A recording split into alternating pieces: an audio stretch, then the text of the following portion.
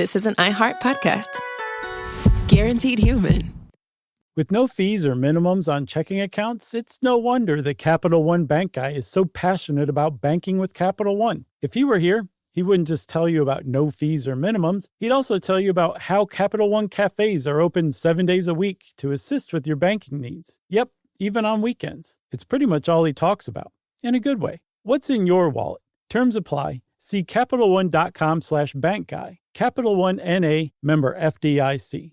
Stuff You Should Know is brought to you by Grainger. Grainger knows that if you're an HVAC technician and a call comes in, you need a partner that helps you find the right product, fast and hassle-free. And you know that when the first problem of the day is a clanking blower motor, there's no need to break a sweat. With Grainger's easy-to-use website and product details, you can be confident that soon you'll have everything humming right along. Call 1-800-GRAINGER, click Grainger.com, or just stop by. Grainger, for the ones who get it done.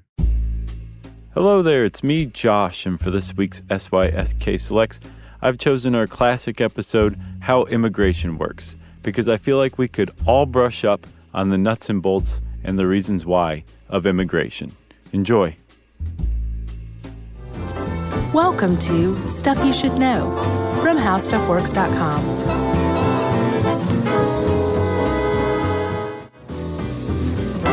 Hey, and welcome to the podcast. I'm Josh Clark. Seated across from me, as always, as it should be, is Charles W. Chuck Bryant. Hi. And that makes the Stuff You Should Know, the podcast, the dream, the legend. Yeah. The classic podcast, classic audio. Yeah, look at us. Yeah.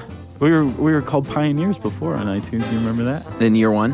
Yeah, we're like the Milton Berle of podcasts. And now we're already classics. I wonder next year will be on the way out. Yes, die already. Has-beens. I think that's what it'll be called. Well, you're referring to, we were named the number 7 podcast of the year in the classics category. We were. Ahead of, or behind Ira Glass. Well, as always. Yeah. You know, I've said it before and I'll say it again. I don't feel comfortable being ahead of Ira Glass, you know? I just feel like I'm walking around with a big target on my back or something. Well, no one does. No one is. No, He no one ever will stands be. alone. Yeah. So, Chuck. Yes. Oh, we should probably mention while we're at the top of the podcast, Facebook, Stuff You Should Know is on Facebook. Come join us. It's a lot of fun. Yeah, give yourself a little Christmas treat. Yeah. And on Twitter. Follow Josh's Twitter feed. SYSK Podcast. Yeah, but right? you run the show there for the most part. You do a good job of filling in the blanks, buddy. Rarely, but thank you. Chuck. Josh. Hey, have you ever heard of the DREAM Act? I have. As of, not as of today, but today, big news. Yes, the Development, Relief, and Education for Alien Minors Act, which is basically like S-chip for illegal immigrant kids. Okay. But without the health care. Right. Right? Yeah. It was passed in the House today by a vote of 216 to 198. And that's kind of a big deal. It moves on to the Senate. Well, it's getting a little hinky because the Senate may kill this thing. Oh, yeah? Well, I mean, this is like breaking news, so who knows what's going to happen in the next hour after we record, but that's the word on the street. Wow.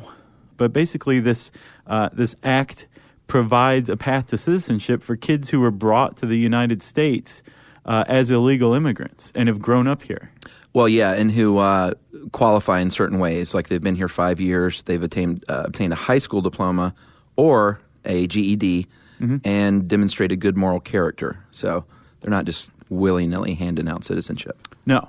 And if you're a little kid right now and you were brought to the U.S. illegally as a child, go start volunteering at nursing homes. That can only help your case. I would imagine so. And the nursing home people will enjoy it as well. Well, this one guy they mentioned in here quickly, Cesar Vargas, is, of course, they pick out like the one shining star as their example, but he's going to graduate law school with a 3.8 GPA and wants to serve in the U.S. military. And potentially, if this is blocked, he won't be allowed to do so. No. Which is, it's kind of sad. Right. We need willing and able bodies. Right. Smart guys and gals. Right. Hard workers.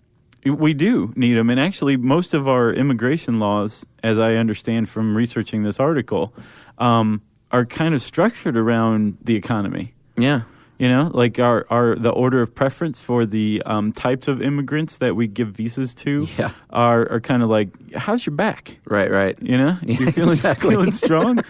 Well, come on in.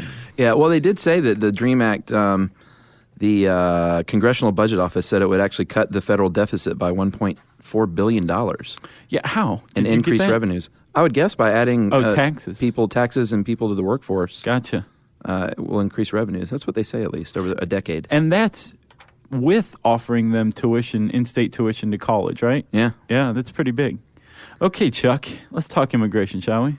Yeah, this is way more dense than I thought it was going to be. It is really dense. I knew it was going to be sort of complicated because becoming a citizen is sort of complicated, but I didn't know there were so many ways to do so. We should say, spoiler alert here, naturalization isn't even in this podcast, and it's that dense. Yeah, I wondered about that. There's no citizenship classes. There's no nothing.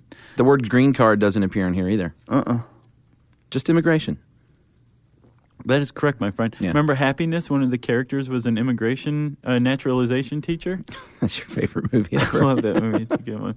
Well, Chuck, let's start at the beginning. Okay.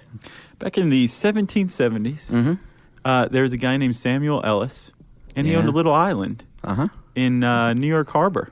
Yeah. It was very important in 1812. Yeah. It was an important defensive position. After the British left, we said, you know what? Let's just use this to immigrate people. Let's just funnel them through here. Yeah. We'll build up a nice little building and change everybody's names. And that was Ellis Island. Yep. And from 1892 to 1954, dude, 12 million immigrants passed through that tiny little island. And 40% of our population in this country can be traced back to an immigrant from Ellis Island. Yeah. Isn't that crazy? Yeah. And I think without slanting anything or leaning one way or the other, I think it behooves all of us, while we're listening to this podcast, to kind of bear that in mind. Maybe your relatives were immigrants at one point? Yeah. Yeah. So, Chuck, let's talk immigration. How do you do this? Let's talk legal immigration first. Yeah, well, we should point out beforehand, though, when you said that we should bear in mind that a lot of our ancestors were immigrants, there are nativists that believe that, like, you shouldn't let any people into the country anymore. Right, and those aren't to be confused with Native Americans, who are actually the ones who were here originally. Yeah, big difference. These are people who are descended from immigrants who are saying that we shouldn't let anybody in the country. Yeah, but I would encourage any nativist to attend a naturalization ceremony. That's all I'm going to say. I've been to one. Have you really? Yeah, I worked on a little documentary on Jane Seymour's naturalization. What? Dr. Quinn, medicine woman. Oh, she was naturalized. Yeah. I thought she made a documentary called Naturalization. No. She was naturalized, and That's they hired cool. a camera crew to follow her around, and I worked on that. And I went to a ceremony in Los Angeles, and it was, it's easy to get down on this country when you hear about dosing citizens with LSD and other hinky science human experimentation and stuff. But you go to one of these things, and it's a genuine reminder. And I don't get hokey like this much, but I was misty-eyed for sure. Yeah. I mean, an auditorium full of people at the Congress Center. What's it called in L.A.? Staples Center. No, it wasn't the Staples Center. The Hollywood Bowl. Yeah, it was the Hollywood Bowl. Jerry Zucker's house. But all these kids and adults just, you could just see it on their faces. They were so happy to be citizens of the U.S. and said the allegiance, and it was really, really cool. Yeah. You're like, those people know more about civics than the average person who is born here right now. Darn straight. All right, so let's go ahead. Jane Seymour, class act, Chuck. And before we move on, one of Dave Letterman's top 10 signs you're in a bad fraternity, every Saturday night is Dr. Quinn Medicine Woman Night. Is that for real? That's good. So, Chuck, you done? You ready to actually talk about legal immigration? That's my mini rant against people that say close up shop. I like your rants. They're very non-offensive. Thank you. Yeah. There are a few agencies that are charged with immigration. And let's make the distinction, Chuck. You've heard of immigration and emigration. With an I or an E. Right. Yeah. So immigration with an I means that you are going into a country. Emigrating means that you are leaving a country. Or exiting with an E. That's how I would remember it. That's a good one. I remember it like, I am nauseous to you, Chuck, because I make you feel nauseated. That's how I keep immigrant and emigrant separate. That's an interesting mnemonic device. Did you like that? Yeah. So it used to be INS who is in charge of immigration, and these days it's Department of Homeland Security, right? Pretty much ever since 2001, and the Department of Homeland Security was organized after that. INS is not, it's pretty much taking a back seat if they're even still around. Yeah. Right? And under the Homeland Security is obviously the Border Protection, U.S. Customs and Border Protection, and the U.S. Citizenship and Immigration Service. They handle a lot of the paperwork, right? Customs and Border Protection handles like the law enforcement aspect of it. Yeah. Right? That Congress passes the laws. Right. And Congress is they're in charge of all immigration policy. The president can have an agenda that he tries to push through Congress, but it's up to Congress. The one thing the president does have a direct hand in is creating refugee policy. And we'll talk a little bit about refugees, but I propose right here and now that we do a podcast on refugees at some point in time. Yeah, we'll handle immigration, and we'll do refugees later. Yeah. Agreed. So lay off us. Chuck. Yes. There are plenty of different aliens. Yeah. There's the illegal alien, which we've heard of. There's the legal alien, the most famous one being Sting, an Englishman in New York. Yeah. And there's a lot of other words that get bandied about. I get the impression that alien is not quite acceptable as it once was. It's just immigrant now. Oh, okay. But it's not an offensive word. It's actually still a very... It's a legitimate word to use. Yeah, you have a resident alien who is you're not a citizen or national, but you have the right to live and work here. So, or a non-resident alien is like if you have a travel visa and you're here for you're an Australian. You're allowed to live here for a little while. You're an Australian. Let's face it. Naturalized. Not to be confused with spiritualized, but naturalized means that you are a citizen, but you became a citizen after birth. You weren't a born citizen. Like right? Jane Seymour. Right. Class act. Yes. There's you know who she's married to, by the way? Stacy Keach's brother. Todd Keach? No, or was it Stacy Keach? No, Stacy Keach's brother. Todd. No, it's not Todd. I can't remember. But that's her husband, who's a filmmaker, and he made the film about her becoming a citizen. That's awesome. Yeah. Wow. Just thought I'd bring that up. So basically they wrote off about 6 months of their life. Yeah, and he acted for a short time. He was in Vacation. Remember when the officer pulls him over for killing the dog, dragging the dog? Yeah. That's him. That's him, huh? That's Keach. James Keach. Really? Yeah. Okay. Full circle. Yeah, that's good stuff, Chuck. All right. There is the end-all be-all of before being naturalized, the lawful permanent resident. Yeah. Which is basically like kick back, relax, get a job, have a drink. Or don't. Chill out. Yeah. Do whatever you want. Just apply something here or there. Sure. But you're allowed to live here for the rest of your life. Right. You're not necessarily a citizen. Yeah. So don't try and vote. Right. Don't you dare try and serve on a jury. Right. But pretty much everything else is fine. Right?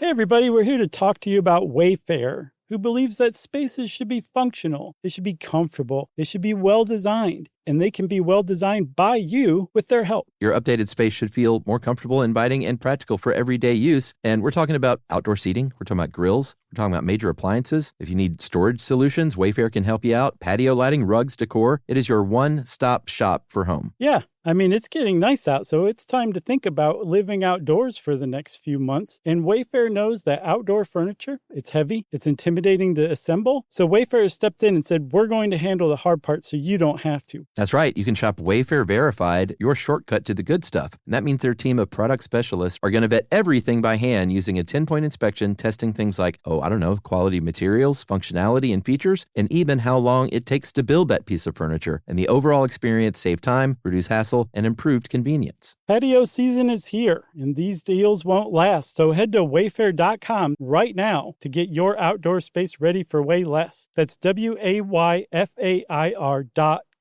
Wayfair, every style, every home.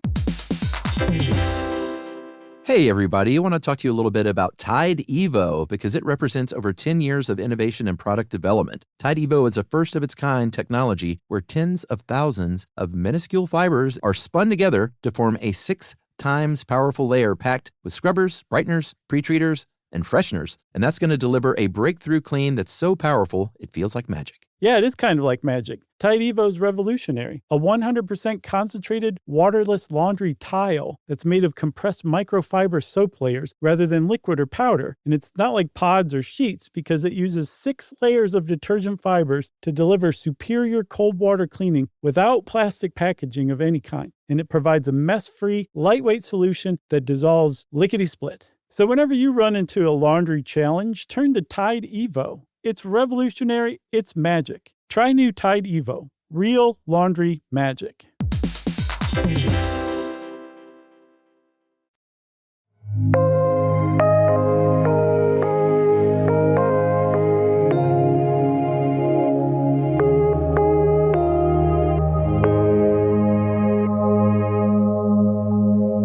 So how do people get here?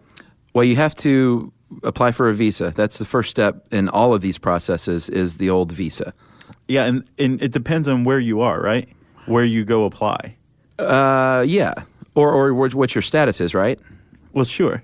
If you are in a country, let's say you're Swedish, and Okay. you're like, I am so sick of this minimalist furniture crap. Right.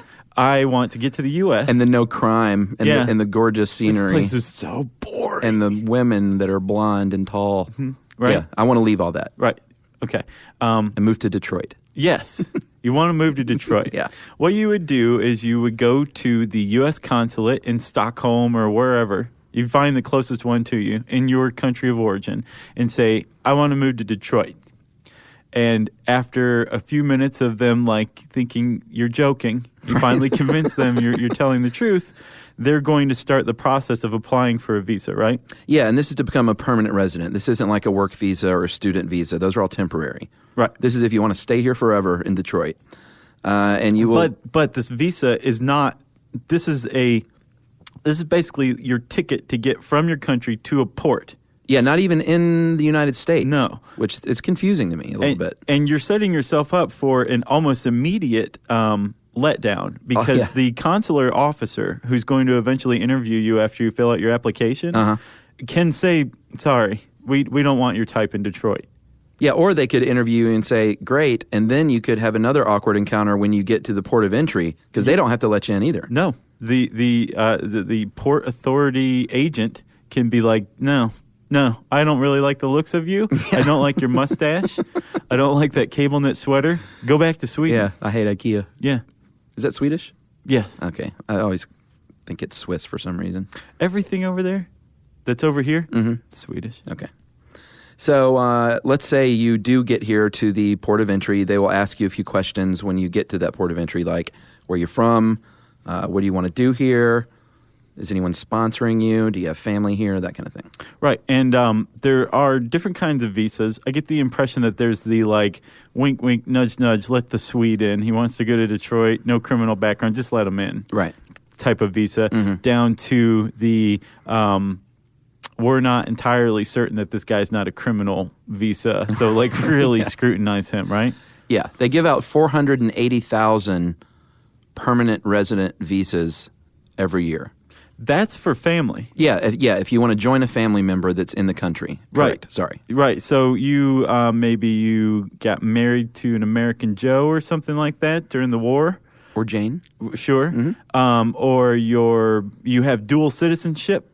Because you were born somewhere with two different parents from two different countries. Right. So you have dual citizenship. Yeah. You chose the other country. Now you want to move to the U.S. Right. And your parent lives here. Right. That's probably pretty easy, especially, again, with the economics, if you're 21 and unmarried. Right. Because you're going to come over here, probably make babies with an American girl, so you're going to take care of her, and you are going to get a good job. Yeah. So you're going to spend money raising your kid here, and you are going to do nothing but be an economic driver rather than a drain. Yes. Eh? Well put. So let's say you do have a family member here, you need to prove your relationship. I would guess beyond just saying, I promise you, it's my father. And you have to have an affidavit of support, Right. that says that you can support this person at 125% above the poverty line. Which is like 19 grand. Yeah, it's not much. It's basically saying you're not going to be a drain on the system. You'll barely eke by, if nothing else. But as long as you can eke by. As long as you can eke by. Yeah. Then it's got to get approved by the U.S. CIS. Yes, again, the kind of the bureaucratic arm of immigration. Right. Right? Then the Department of State checks to see if a visa number is available. If you might already be in the U.S., so you can apply to have your status changed to that awesome lawful permanent resident after you get a number, or if you're outside and you get a number, you go to the U.S., to where they tell you to go. Well, you go to the consulate and finish the process there. In Detroit. Right. And no, in your country still. If you're outside.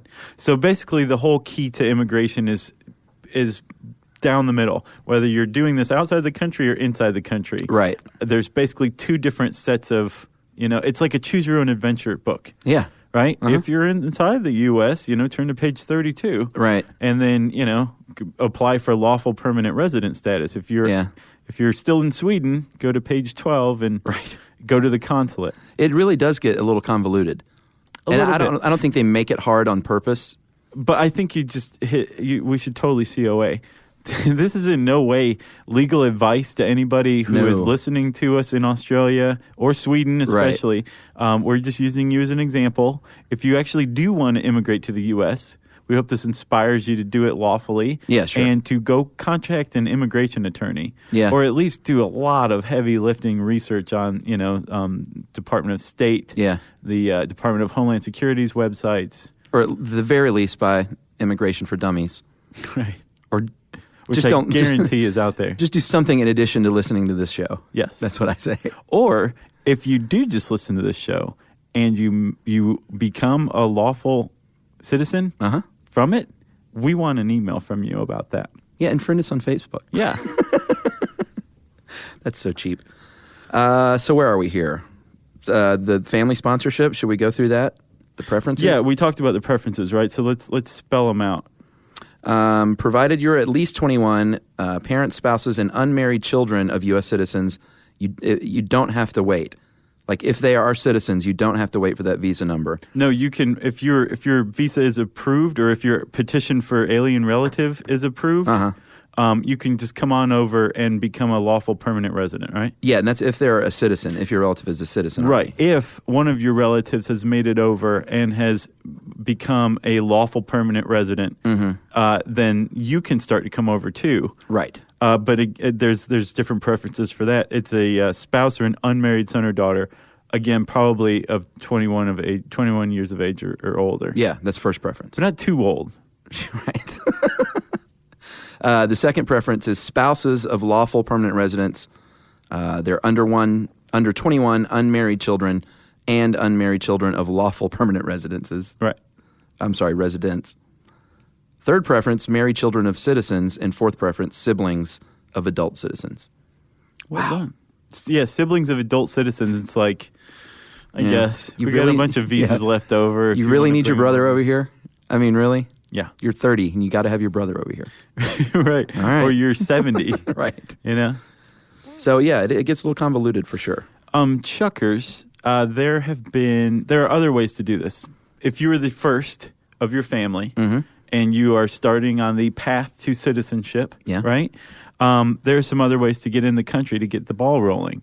Number one of the best ways to do this is through the diversity lottery program. Yeah, hit the lottery. That means that you are living in a country where immigration to the U.S. is really not that bulky. Sure. Not a lot of people not a lot of Swedes coming over to the U.S. necessarily. Yeah, they probably have a good shot at it. And so the State Department sets aside 55,000 visas, visa numbers every year. And actually 110,000 is what they really set aside because a lot of people don't complete the process. Right. But they basically say, hey, you want to come to the U.S.? Not too many people are coming over from your country. We are the great melting pot over here. We're missing a little bit of your spice. So how about applying, huh? Yeah. And the Kentucky Consular Bureau is responsible for this. Really? And in 2011, Chuck, did you know that 9 New Caledonians and 1 Liechtensteinian were among the 55,000 who came over? Really? 1 Liechtensteinian? Yep. Wow.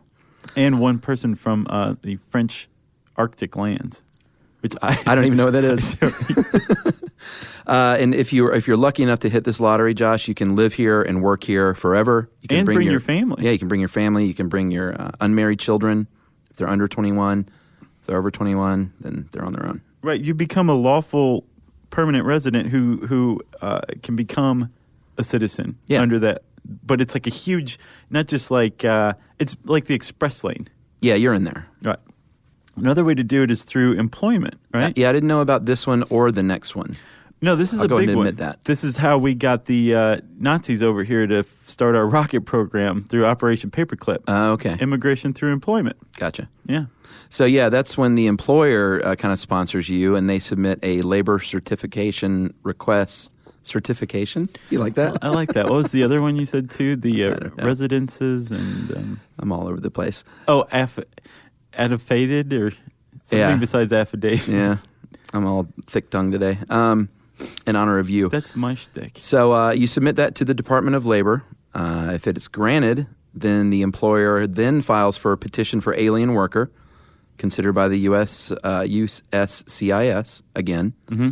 Then if that's approved, then you can get the immigrant a visa number from the State Department and basically say, go to work. But read the little qualifications there. The types of workers, the preferences? Yeah. So you've got EB1, which is priority workers, which is we need a rocket program to get to the moon fast. Yeah. EB2 is professionals with advanced degrees or persons with exceptional abilities. Basically, if you live in Bangalore, India right now, that's you. Yeah. You're coming over here. Yeah. No problems. EB3, skilled or professional workers. I think a lot of people... Do you have a strong back, probably? A lot of roofers made their way into Florida, I imagine, through that immigration status. And there's EB4, special immigrants. Do you know what that is? I have no idea. I can't even begin to think of what kind of job that would be. No. We need someone on the inside. If you work for the State Department, let us know what a special immigrant is. Yes. And then there is the what you could call the yellow brick road to citizenship. Yeah, this is the cherry on top. Basically, if you have some money you want to throw around and invest in the American dream, you can buy your visa. Yeah, you can buy your visa. It's 10,000 investor visas every year are made available, and you have to. There's a few different ways to do it. You have to prove basically that you are going to make an investment in a commercial endeavor that's approved, and that you're going to create 10 or more jobs through this endeavor. Right, and this is half of those 10,000 investor visas are set aside for this pilot project called regional centers. Yeah. Which is basically, it's a rural area, struggling business. Sure. It's a part of the U.S. that needs some investment, needs some new businesses, right? Detroit. Here we go again. Yeah. You can also get that same visa, Josh, by starting a business or purchasing a business that's not doing so hot. You can also, if you purchase a business, you can't just purchase it. You have to show that you can inflate its revenues by 140%. Right. And keep everybody on staff. Right. Or the golden ticket, if you just have a lot of money. Yeah. If you have $500,000, you can say, I'm going to invest that in a rural area. Yeah. Or if you have $1 million, you can just invest in some other venture. Anything. and the best part is, if you invest that $1 million correctly, not only do you buy your visa, you might make a substantial amount of money back on your investment. Yeah. So if you got a lot of dough, then you can become an American citizen. Yeah, come on in. Spend your money, right? Yeah, and I have to say, I know you don't print out the pictures. You're missing out on this one. There are some cool maps that are like inflated and exaggerated and anemic and colorful. The United States looks bloated. Based on immigration to countries. Interesting. And then there's also one where refugees are. It's really neat. I recommend going and checking this out. South and Central America are skinny. America is bloated. Yeah. That is cool. Yeah. So is the Middle East. Very, very big. Oh, is it? Yeah.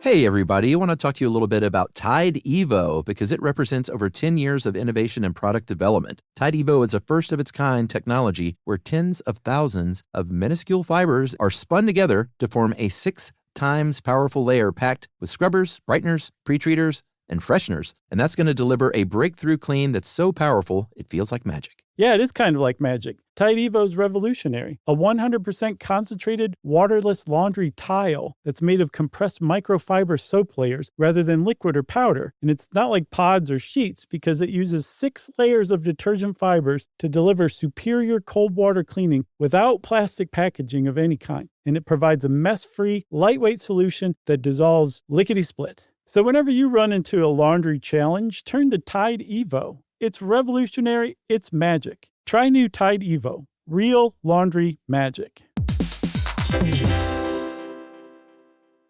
Everyone knows winter is the real mess maker. You don't need WeatherTech floor liners for summer unless you hit the beach and half the beach ends up back in your car, or the campsite dirt ends up in your trunk. Then you'd want a cargo liner, or a road trip goes sideways, lemonade spills, ketchup goes rogue, ice cream drips. Yeah, you'd be pretty happy about those WeatherTech seat protectors. So just to be clear, as the mud you're inevitably going to step in this summer, you don't need WeatherTech unless you plan on doing summer. Visit WeatherTech.com today.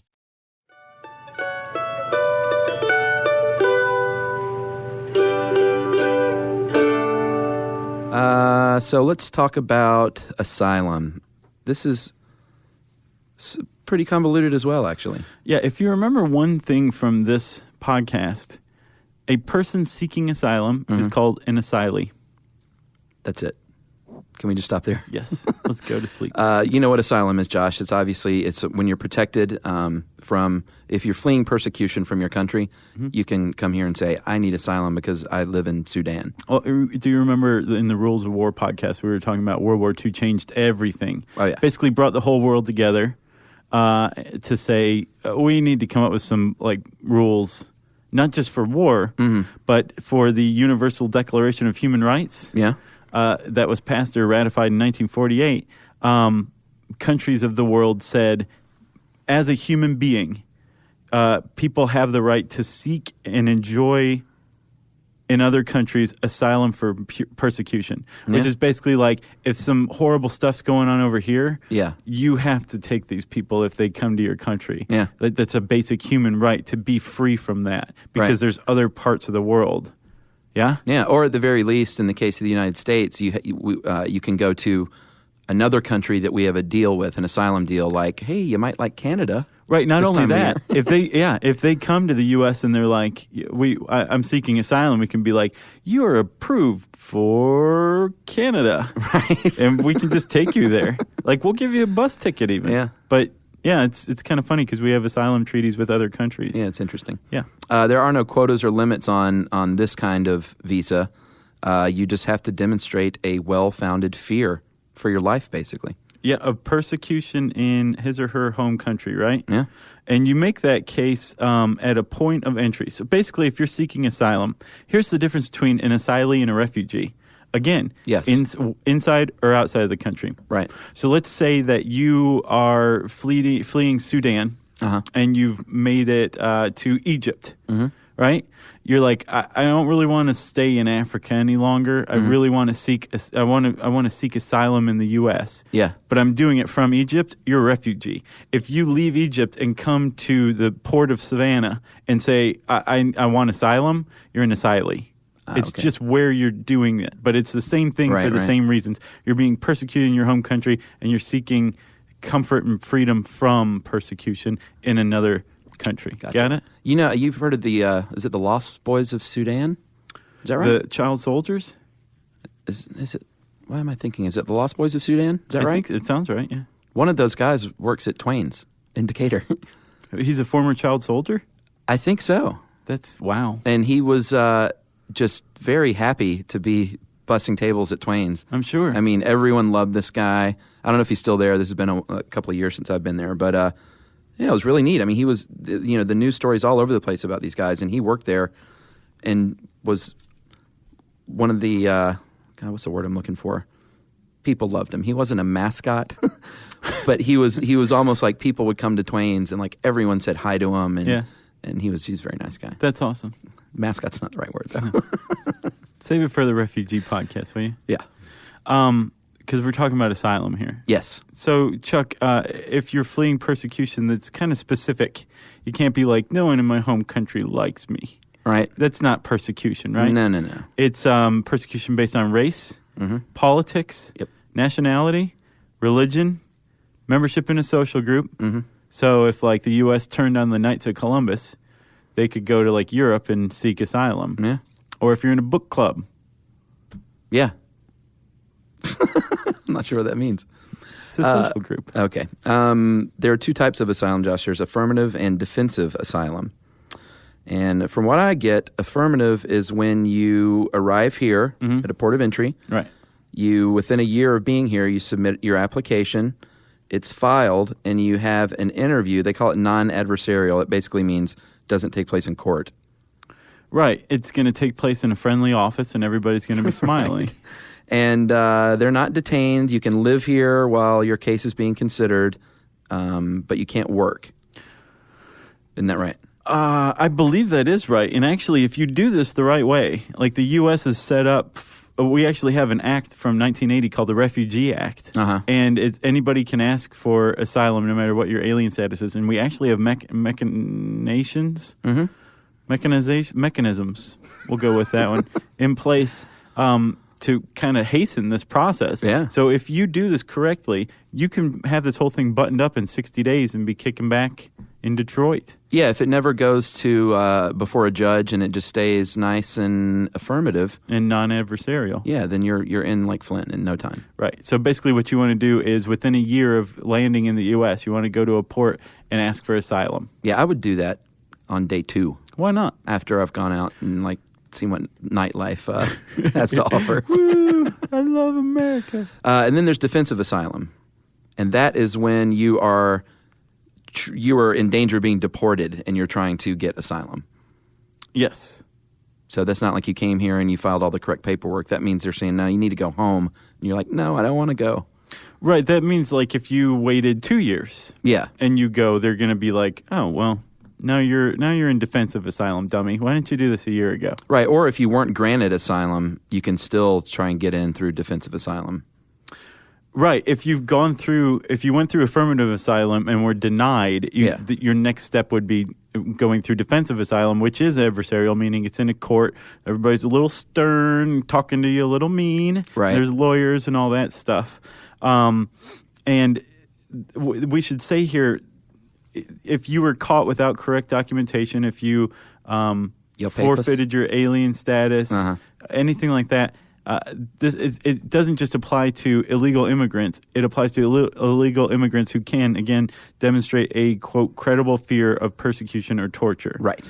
This is asylum. It just applies to those people. Yes. Right? Yes. And then there's expedited removal, Chuck. Yeah, that's if you're busted, basically, with no documentation. Coming in, and you're just like, oh, I just thought you needed a plane ticket. Is that not good enough? No. Here's my luggage receipt. And actually, this is pretty cool. The immigration officials, which I imagine includes the customs agency, right? Yeah. Which we did a podcast on then, didn't we? Yeah, sure did. Okay. They have to ask 4 questions of anyone they catch trying to make it into the U.S. illegally. Yeah. Right? They have to ask, why did you leave your home country? Yeah. Why, or do you have any fear or concern about being returned to your home country? Yeah. Would you be harmed if you were returned to your home country? And do you have any questions? Yeah. Anything else you'd like to add? Yeah. That's actually in here. Yeah. So basically anybody who wants to seek asylum can say, I'm seeking asylum. And that's going to start off this process. They're not going to be like, no. Yeah. Anyone, if you come here and you want asylum, you're at least going to be able to speak with someone about that. Right. You're not just going to be turned away at the door. But if you're busted getting in, yes, you're going straight to defensive asylum. Right. If you make it through and then go to a port, right, and say, I'm seeking asylum, that'll be affirmative asylum. Yeah, people like I was are probably like, what? So confusing. Yeah. Just go to a port and say asylum.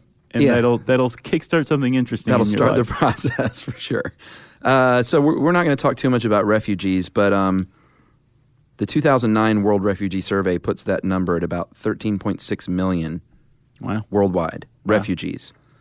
And in last year... God, that's up a lot because this article was written, I think, in like 2007. Yeah, it was 9. And Silverman, did you notice Jacob Silverman made a Bruno reference? I did. Yeah. He said that in 2005 there were 9.5 million refugees at the beginning of that year. So we're up to 13 million? That's what it said. Wow.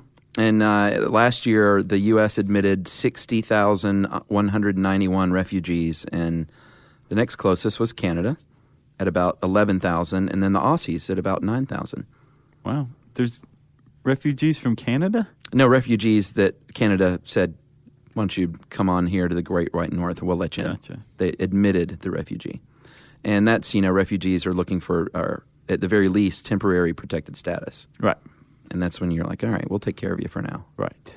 And then we'll work this whole thing out in a minute. Right. But you're safe. Is that all on refugees?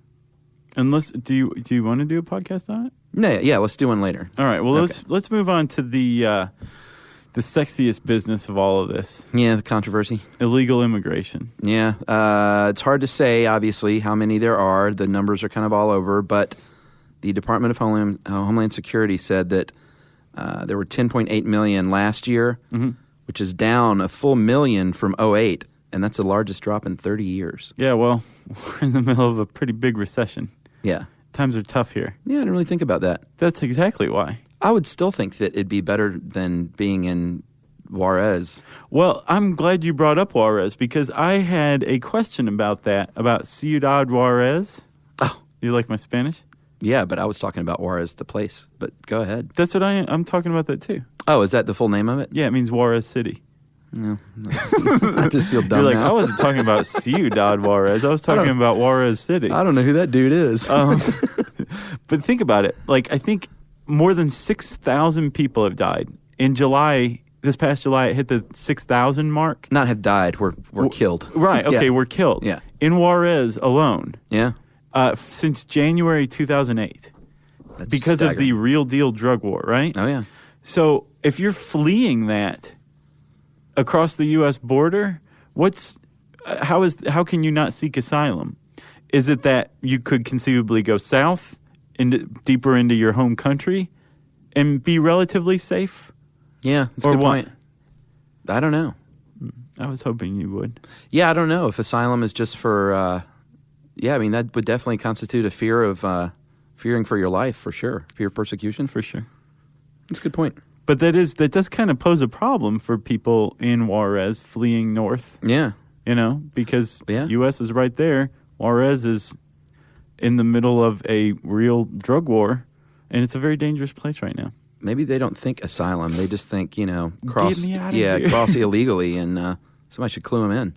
Yeah, and before you were talking about the controversy with illegal immigration. Oh, yeah. And we mentioned the recession. Mhm. It seems like that's pretty much. I don't think too many people have problems with peaceful refugees seeking asylum in the U.S. Right. It's when economics are brought into it that Sure. people go nuts, Yeah, right? yeah, yeah. I- It always goes back to money. Right, it does. But I think first we should kind of we're up here like, oh well, they're coming in down south in the border, right? We should probably point out that for a lot of people who are making these border crossings illegally, it's extremely dangerous, right? Oh, sure. Silverman, who wrote this article, cited 3,000 people who've died since 1994 trying to make the trek between the Mexico-California border. Oh, just Mexico, California? Yeah, since Wow. we erected the fence there. Interesting. Yeah. Also, coyotes who you pay to get you across the border, especially if you're coming out of Juarez, they basically double as drug transporters. They use illegal immigrants as mules. Oh, yeah, sure. Basically like, well, here, carry some drugs and I won't charge you. And the person will say, well, no, I'll just pay you. And the guy pulls out a gun and goes, no, you're going to carry these drugs. Right. So these people are not just getting busted Yeah. coming into the country, they're getting busted with tons of dope on them, and they're going to prison. Well, and then that gives the argument to the nativists saying, see, they're just coming in here bringing drugs when it may be traced back to this one drug runner. It is. Making these hundreds of people smuggle in their drugs. Yes. And I think there's a deep lot of problem. confusion going on. But yes, it's not good down there right now. No, it's not. So illegal immigrants, as most people know, a lot of times will come to this country, join up with some of their family who may be here already legally, and do jobs that Americans don't want to do for low wages. That happens a lot of times. It's not legal. You're not supposed to hire these people, but it happens. Yeah, wasn't there? I think Colbert did it. There's a group in New York State who were offering this farmhand, like I think fruit harvesting job Oh, really? to anybody who wanted it, any American, born American who wanted it, and no one took him up on it. Yeah. Well, that kind of goes to the guest worker program, which is something George W. was in favor of. And that has not been approved, but it's been bandied about a lot. And basically that means if you can't find any American to do a job that you want, to hire someone for, then hire a foreigner for about, there'd be a term limit, like 3 years. Track them through the system, make them pay some taxes while they're here, and then give them an incentive to return home, like, hey, we'll even give you retirement benefits, which you can collect in Juarez after your term is done, after you've worked for 3 years. Yeah. And I didn't know this. I did a little digging. There was actually a program from 1942 to 1964 called the Bracero program that Roosevelt put in. Not heard of this. And it was basically that. It was, we need a lot of labor, so let's get some of the Mexican people up here to do this work. And it was a nice exchange. But in the middle of this... then we were like, everybody, get out. Well, it was till 1964, but in 1954, in the middle of this program, the INS ran a program, no lie, called Operation Wetback. What? That was the name of it.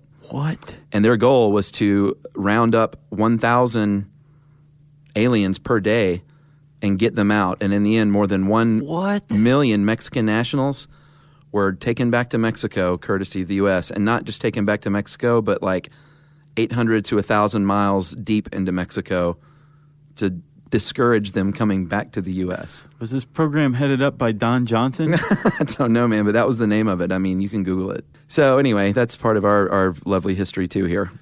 Wow. But until the guest worker program is for real, then it's just an idea that some people say might not be a bad one. Yeah. Like if they're here working, why not see if we can... Because the reason a lot of people get mad, we should explain, is like... This is fun. I'm watching you tap dance. Is A, they're not paying taxes, is what the people against us say, and B, they most times are sending money straight back to their home. Yeah, remittances. So they're not even putting money into the economy, the local economy. When we were in Guatemala, we found out that tourism, number 2, agriculture, number 3, remittances was the number 1 driver of their economy while we were there. Unbelievable. That ticks a lot of people off. Oh, yeah. Right? But I think that's kind of a flashpoint for... I don't think it encapsulates the whole thing. It's not the beginning and the end of the problem with immigration. No, of course not. Right? Yeah. Chuck, a lot of people say, you want a guest worker program, path to citizenship? That is amnesty. And we don't do that in the U.S., right? Yeah. Actually, we do. Amnesty? Yeah, we've given amnesty to a lot of people. Oh, yeah. In 1980, Fidel Castro opened up the Mariel port in Havana. Yeah, yeah. And 125,000 Cubans said, see you later, and showed up en masse in Miami. Yeah, amnesty seems to have gone in big waves here. Yeah. Which is what a lot of people say. That's why we shouldn't do it, because it just encourages people to come here illegally in hopes that there will be another big amnesty. Right. It rewards illegal behavior. Yeah. It's federally mandated rewards for illegal behavior. I totally understand that argument. It's a slap in the face to all the people who came here legally and went through this hard, kind of grueling process legally. And, all the other problems as well. But I guess my point is we have given amnesty to people before, and it hasn't been the end of the country. Yeah. You know what I'm saying? Yeah, that's a good point. And by the way, that Cuban migration in 1980, that's what Scarface starts out as. Oh, yeah. That's and the Delta Force came to Atlanta, actually, because a lot of the immigrants were moved to federal prisons just to hold for a while until the government figured out what to do with them. They were interned. And there was an uprising in the Atlanta Federal Penitentiary, and the Delta Force showed up to quell it. Wow. Well, that's kind of what happened in Scarface, right? Wasn't there a big uprising in their internment camp? Yes. Great movie. So, obviously, we didn't really talk about the Border Patrol. We could do a whole podcast on that. But we did with Customs. Yeah. Yeah, we talked about that. We can say that that virtual border fence that was controversial and full of issues, technical issues and delays, Obama put an end to that in March and said, we could use our money better than this. It's not working. But there is a fence. There's 580 miles of 21-foot fence along the border, pedestrian and vehicle fencing. So, I mean, they're working on it. I don't know. I mean, they can clearly never build a fence along the entire border, but the Minutemen Civil Defense Corps is trying to do it on their own. Yeah. Not very successfully, though. No. They talk a lot, but apparently they did a report on their fence, and they basically said it's a cattle fence. I once interviewed the guy who founded that. Oh, really? I can't remember his name right now, but I talked to him on the phone, and you just start him talking, and he'll talk. It was very interesting, interesting conversation to just basically sit there and take notes on. Well, I mean, I guess I see what they're trying to prove, but they were, their goal was a 10-mile stretch of fence, and come on, 10 miles. I mean, you can walk that in an hour and go around it. 10 miles an hour. You're going to have to be jogging, perhaps running. Okay, 2 hours. Okay. What do you walk, about 4 miles an hour? Is that about right? I walk about 1.5 miles an hour because I stop a lot and lay down. Well, you're a stroller. What else, dude? Well, that's it. Amnesty. You want to talk about some more highlights of amnesty? 1997, about 1 million Nicaraguans were given amnesty through the Central American Relief Act. Oh, really? 1998, 125,000 Haitian refugees were granted amnesty en masse. Right. And all of that is because of the 1986 Immigration Reform and Control Act, which gave amnesty to about 2.8 million illegal immigrants. And the president who did that? One Ronald Reagan. Looky there. Yeah. It's funny how things work. He was such a dichotomous president. Oh, yeah. Man. Yeah. Okay. I got nothing else. I don't either. I think that's the end of immigration. We don't ever have to talk about it again. Yeah, we can do refugees. We can do naturalization at some point. Yeah, we could. How about this? We'll just play selected clips from Jane Seymour's naturalization documentary. Right. And just be like, oh, wow. Right. God, that is something. And then we'll make sure to get a lot of you crying. Yes. Okay? So, Chuck, if anybody wants to learn more about immigration, very dense article, well written by one Jacob Silverman, who used to work here. Yeah. You can type in immigration, that's 2 M's, in the handy search bar at howstuffworks.com, which means it's time now for listener mail. Josh, I'm going to call this shout-out request that we don't grant often, but we are in this case. Oh, this is a big one. Don't we get paid for these now? No. In Karma, we do. Guys, my name is Eric Erickson, and I've been listening to your show for some time now. I was actually shown them by my friend, how would you pronounce Ilona? Ilona? Ilona. It's like Ilona. Which is why I'm actually emailing you guys. For her birthday this year, I'm trying to do something really, really special. I've been emailing her favorite actors and musicians to see if they could send an autograph or a short message. So far, I've gotten messages back from Andrew Bird, who I'm a fan of, and Priscilla Ahn, who is another singer who I don't know. Okay. And they both got back, so I felt that's the only reason I did this. I thought, well, we can't be the jerks who don't do it. Dude, do you know how many of these we're going to get now? No, don't bother. We're going to have to do like a happy birthday segment. I figured it'd be really awesome if you two could maybe give a shout out to her in the listener mail section. So that's what we're doing here, Eric. It would mean a lot to me if you could do this. It doesn't matter when. He didn't even tell us when her birthday was. I'm just hoping she doesn't listen to it before I give her the rest of the things, and he still doesn't tell me when her birthday is. Huh. So if we're ruining this for you, Ilona, then I'm very sorry. If you get back to me sometime, it would be super awesome.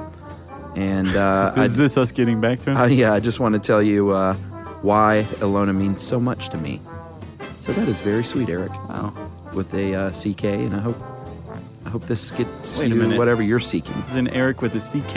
You can't trust Erics who spell their names with a C and a K. It's one or the other. You should just throw a T on the end of that. He's very middle of the road, I'll bet. Yeah. He's like, I can see your side, but I can also see your side. I'll bet this immigration podcast just made his head explode. Well, clearly neither one of them are going to get through this, so they'll just think that we blew them off. Yeah.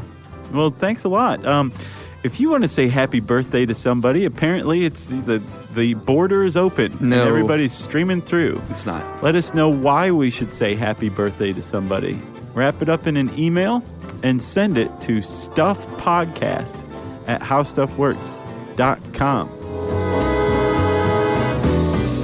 For more on this and thousands of other topics, visit howstuffworks.com. To learn more about the podcast, click on the podcast icon in the upper right corner of our homepage. The How Stuff Works iPhone app has arrived. Download it today on iTunes.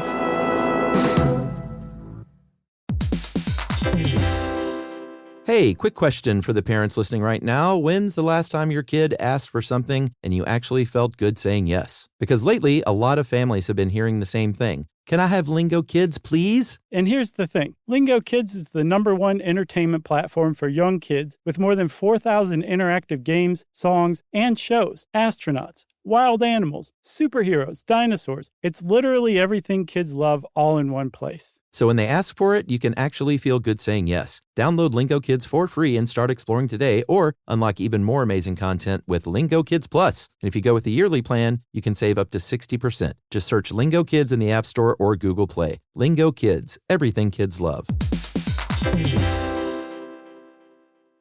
You know, you could be adored by everyone and still completely ignored by your cat. Trust me, I know. But if you feed your cat Sheba, you can go from being ignored to truly adored in 12 days, guaranteed, or your money back. Sheba has a full menu of products, appetizers, entrees, treats, even a kitten's menu. It's so cute. So Sheba has a product for even the pickiest eater. Like Sheba Puree, it's made with bone broth, they're chef-inspired flavors, it's got a smooth and creamy texture that cats love, and contains no corn, wheat, soy, or artificial flavors. It's food that your cat's gonna love. To learn more, check out Sheba.com. That's SHEBA.com. This is an iHeart podcast. Guaranteed human.